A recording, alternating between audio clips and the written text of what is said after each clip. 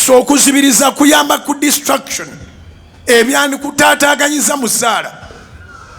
Ffe twasabanga essaala nga tutunula era n'ogamba nti abalokole bannabbi ba bulimba basaba bazibiriza bawanika emikono ne bazibiriza ebifaananyi abasoma ne babitwala ebweru ne bagamba babano bamuzibe kurusedi abamuzibe ogijjawa naawe ennene bwetyo. Okuzibiriza kw'abalokole kwakwewala bitaataaganya.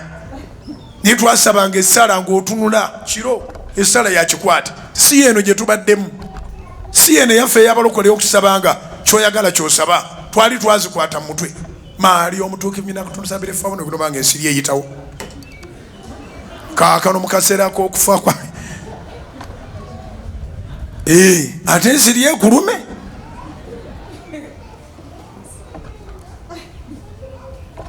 ufuna wooginyigira oba ogirabye ku ntebe oba ogirabye ku ki mirembe maali yajjudde ne manomanadebamukisanansiri naoginyiga ogiwa oluyi sala negenda mu maaso soogedde bubi era abakalule kiba kimanyi mbaagala nnyo eyanyonse yali mukyala mu sisita naye nalokoka naye nkubuulira bye nalaba n'amaaso gange omuntu alwana n'ensiri ng'ali mu ssaala n'agikuba n'aginyigira ku kikondo emmeesa eyitawo n'abakaaka agikuba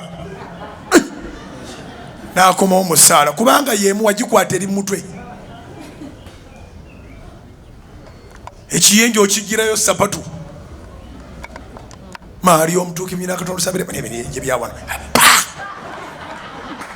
n'okikuba so nga ekiyenje tuwandikirabe singa bazibiriza so bassebo ne bannyaba bakyali mu ddiini abatanalokoka tebakulimanga nti tuzibiriza ebifaananyi ne babitwala e Bulaaya. We know what we are doing. We close our eyes to pray to avoid distractions.